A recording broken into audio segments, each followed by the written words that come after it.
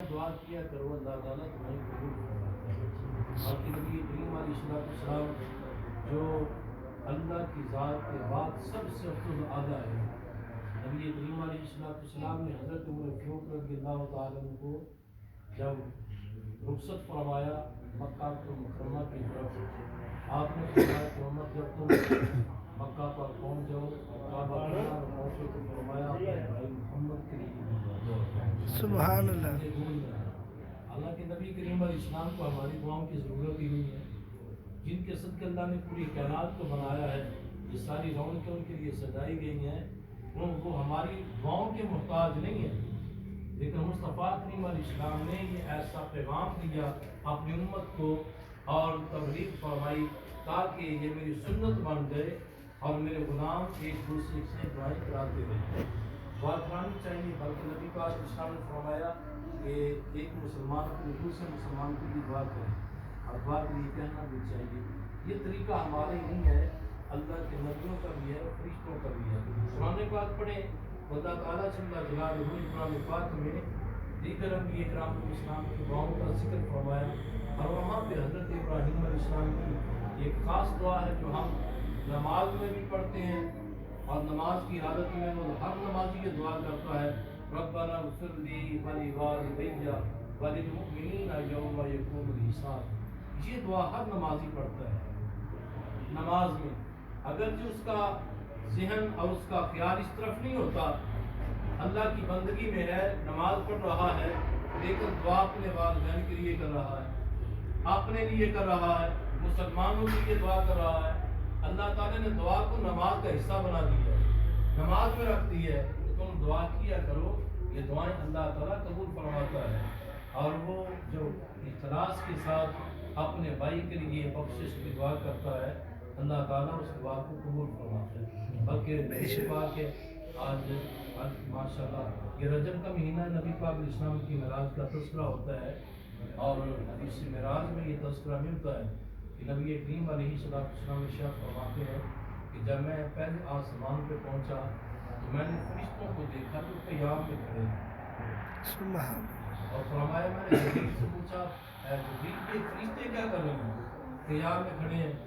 عرض کی یا رسول اللہ صلی اللہ علیہ وسلم، یہ فرشتے جب سے بنے ہیں، جب سے اللہ نے پیدا کیا ہے، یہ قیام میں کھڑے ہیں تو قیامت تک قیام میں کھڑے رہیں گے، سبحان اللہ۔ قیامت تک ان کا قیام ہے۔ میرے آقا علیہ السلام فرماتے میں دوسرے آسمان پہ پہنچا تو میں نے دیکھا کہ فرشتے رکوع میں ہیں، تو میں نے پوچھا جبریل یہ فرشتے کیا کر رہے ہیں؟ عرض کی یا رسول اللہ یہ رکوع میں ہیں، جب سے اللہ نے ان کو پیدا کیے یہ رکوع میں ہیں اور قیامت تک رکوع میں رہیں گے۔ فرماتے میں تیسرے آسمان پہ پہنچا تو میں نے دیکھا کہ فرشتے قومے میں ہیں، تو میں نے جبریل سے پھر پوچھا تو جبریل نے عرض کی یا رسول اللہ صلی اللہ علیہ وسلم جب سے اللہ نے ان کو پیدا کیا یہ قومے میں ہیں اور قیامت تک قومے میں رہیں گے۔ پھر مصطفیٰ کریم علیہ السلام فرماتے ہیں چوتھے آسمان پہ پہنچا تو میں نے فرشتوں کو سجدے میں دیکھا، تو میں نے کہا یہ کیا کر رہے ہیں؟ عرض کی یا رسول اللہ صلی اللہ علیہ وسلم یہ سجدہ کر رہے ہیں اور اللہ تعالیٰ کا ذکر کر رہے ہیں، اللہ کی تسبیح بیان کر رہے ہیں، اور جب سے اللہ نے پیدا کیا ہے یہ سجدے میں ہیں، قیامت تک سجدے میں رہیں گے۔ پھر فرماتے آگے چلا گیا تو میں نے دیکھا کہ وہ جلسے میں ہیں، تو میں نے پھر پوچھا اے جبریل یہ کیا کر رہے ہیں؟ یا رسول اللہ یہ جلسے میں ہیں، قیامت تک اسی حالت میں رہیں گے۔ آگے جاتے ہیں تو پھر فرشتے سجدے میں ہیں، دوسرے سجدے میں، تو میں نے پوچھا یہ بھی سجدہ کر رہے ہیں؟ عرض کی ہاں یا رسول اللہ یہ قیامت تک سجدہ کرتے رہیں گے۔ پھر فرماتے ہیں جب ساتویں آسمان پہ پہنچا تو میں نے دیکھا کہ فرشتے قاعدہ میں بیٹھے ہیں تحیات کی شکل میں، اور میرے آقا علیہ السلام فرماتے ہیں جبریل اب یہ قاعدے میں بیٹھے ہیں تحیات کی شکل میں، تو یہ کب سے ہیں؟ عرض کی یا رسول اللہ جب سے بنے ہیں قیامت تک اسی طرح بیٹھے رہیں گے، اللہ کی تسبیح پڑھتے رہیں گے، اللہ کا ذکر کرتے رہیں گے۔ اللہ تعالیٰ سے اللہ جلالہ کہ یہ فرشتے آسمانوں کے جو ہیں وہ عبادت میں ہیں، کوئی قیام میں، کوئی رکوع میں، کوئی سجود میں، اور کوئی قاعدہ میں ہے، کوئی قومے میں ہے، اسی حالت میں وہ فرشتے اپنے اللہ کی تسبیح پڑھ رہے ہیں، پڑھتے رہیں گے۔ اور فرمایا پھر وہ تسبیح پڑھنے والے، قیام کرنے والے، رکوع کرنے والے، سجدہ کرنے والے وہ کرتے کیا ہیں، وہ کیا کریں گے؟ اور رب الجلال نے فرمایا پیارے حبیب علیہ السلام جو قیام والے ہیں نا، جو قیامت کا قیام میں رہیں گے، تو فرماتے ہیں وہ بھی دعا کرتے ہیں کن کے لیے؟ کہتے ہیں کہ مصطفیٰ کریم علیہ السلام کے غلاموں کے لیے دعا کرتے ہیں کہ یا اللہ جو تیرے محبوب کے غلام قیام کریں گے ہمارے قیاموں کا ثواب ان کو عطا فرما۔ سبحان اللہ، عمل فرشتوں کا ہے، ثواب امت محمدیہ کے لیے ہے۔ عمل فرشتوں کا ہے، ثواب ہمارے لیے، قیام ان کا، دعا ہمارے لیے، اور رکوع ان کا، دعا ہمارے لیے، سجدہ ان کا تو دعا ہمارے لیے۔ اب فرشتے ہم پہ مہربان کیوں ہو گئے؟ وہ ہمارے پر مہربان کیوں ہے؟ ان کے دل کے اندر ہماری ہمدردی کیوں ہے؟ وہ یہ کام کیوں کرتے ہیں؟ فرمائے وہ کام کیوں کرتے ہیں؟ اس لیے کرتے ہیں کہ جب ہم یہ کام کریں گے اور اس کا تحفہ مصطفیٰ کے غلاموں کو پیش کریں گے، اللہ کا رسول ہم سے راضی ہوگا۔ سبحان اللہ، اللہ کا رسول ہم سے راضی ہو جائے گا۔ جب اللہ کا محبوب راضی ہوگا تو اللہ بھی ہم سے راضی ہو جائے گا۔ اللہ کی وہ اللہ تعالیٰ جل جلالہ اپنے محبوب علیہ السلام کی امت کو یہ شان عطا کی ہے، عمل فرشتے کرتے ہیں تو دعا ہمارے لیے کرتے ہیں، اور یہ دعا کا سلسلہ ہمیشہ سے چلا آ رہا ہے، یہ چلتا رہے گا۔ اہل ایمان اپنے مرنے والوں کے لیے دعا کرتے رہیں گے۔ قرآن مجید میں اور بھی دعاؤں کا ذکر ہے، تذکرہ ملتا ہے۔ اب دیکھیے بعض لوگوں کا یہ خیال ہوتا ہے کہ مرنے کے بعد وہ دعا بھی کام نہیں کرتی اور اس کے لیے کوئی سال ثواب بھی کام نہیں کرتا۔ یہ بڑی عجیب بات ہے۔ قرآن پاک میں تو کئی آیات مبارکہ ایسی موجود ہیں کہ جب دنیا سے مسلمان چلا جاتا ہے اس کے بعد وہ اس کے گھر والے یا اس کے عزیز و اقربا، اس کے دوست احباب بھائی اس کے لیے جو اہتمام کرتے ہیں دعا کا، تو اللہ تعالیٰ اس کا جو ثواب عطا فرماتا ہے کہ نہیں؟ مرنے والے کو ملتا ہے کہ نہیں ملتا؟ بلکہ حدیث پاک میں آتا ہے، نبی پاک علیہ السلام فرماتے ہیں جب کوئی مسلمان فوت ہو جاتا ہے نا تو اس کا بھائی جب اس کے لیے ایسے دعا کرتا ہے نا، مولا میرے بھائی کی بخشش فرما، میرے والدین کی بخشش فرما۔ اللہ فرماتا ہے کہ اللہ کے محبوب علیہ السلام فرماتے ہیں اللہ تعالیٰ اس مرنے والے قبر میں جو پڑا ہوا ہے مردے کو اللہ تعالیٰ اس کا ایک درجہ بلند کر دیتا ہے۔ سبحان اللہ، اب وہ ایک درجہ کتنا بڑا ہے ہماری سمجھ سے باہر آتا ہے، تو کتنا بڑا درجہ ہے۔ بلکہ فرشتوں نے مصطفیٰ کریم علیہ السلام کے صحابہ نے پوچھا نبی پاک علیہ السلام سے، یا رسول اللہ وہ درجہ کتنا بڑا ہے؟ کتنا بڑا درجہ ہے؟ 1 کلومیٹر کا ہے، 2 کلومیٹر کا ہے، کتنا بڑا درجہ ہے؟ اللہ اکبر۔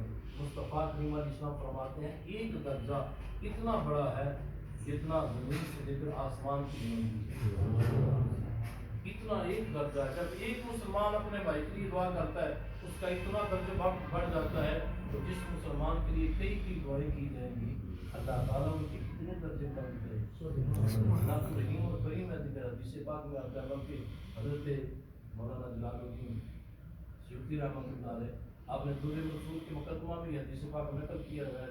آپ فرماتے ہیں کہ حضرت سیدنا عیسیٰ علیہ السلام کا زمانہ تھا اور ایک بندہ فوت ہو گیا۔ اس کے مرنے کے بعد اللہ نے اس کو ایک بیٹا عطا فرمایا۔ اس کی ماں نے اپنے بیٹے کو مدرسے میں بھیجا اور اس نے جا کے نا بسم اللہ الرحمن الرحیم پڑھا، بسم اللہ الرحمن الرحیم۔ حضرت عیسیٰ علیہ السلام کا گزر ہوا تو فرماتے میں نے اس کو پہلے دیکھا قبر میں سے عذاب مل رہا تھا، جب واپس تشریف لائے دیکھا اس کی قبر جنت کا باغ بن گئی۔